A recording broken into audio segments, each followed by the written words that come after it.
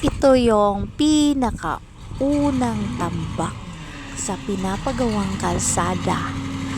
Nagpagawa kasi ng kalsada para makapasok yung canvas, yung sasakyan na mag-haul ng similya ng bangus.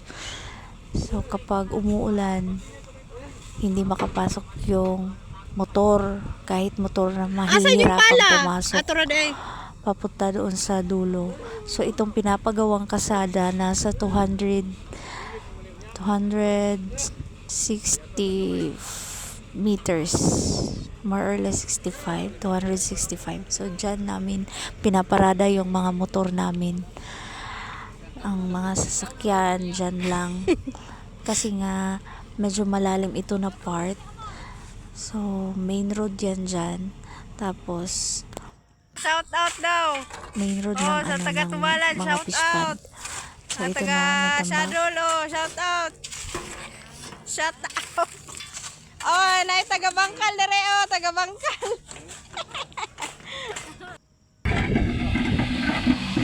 So medyo nakapasok na yung truck, umaatras, tapos mag-dump. So tao-tao lang ang magpi-play ng tambak. Dam na na call. Tapos ito nasa 200 Dam na na call. meters na. So mga dump trucks yan ng munisipyo, kung kailan lang may vacant sila, yun lang din yung panahon na may tambak. May mga weeks kasi na wala talagang tambak kasi nga hindi available yung services nila, kaya nag-aantay kami. Nag-start na paggawa ng kasada sa buwan pa ng nung June pa. Hulog na So natara ngayon nasa buwan ng August na, hindi pa rin tapos. May 60 meters siguro na tatambakan pa para matapos. Napaka-convenient na nakakapasok na yung sasakyan.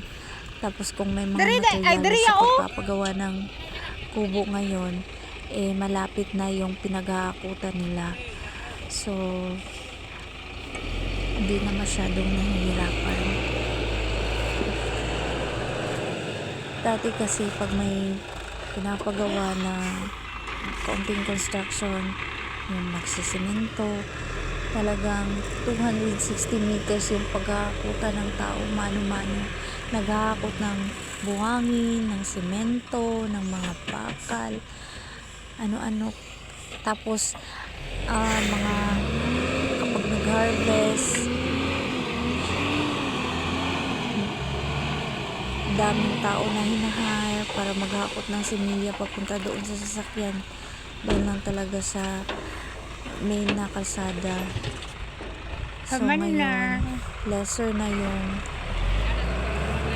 i-hire na tao kapag mag-harvest. Less gastos na rin. Dara gamay na lang Dahil malapit na yung kalsada. So tiis-tiis lang, matatapos din to, antay-antay lang kung kailan man ang atubangan. bakante, kasi nga hindi kami pwede mag-hire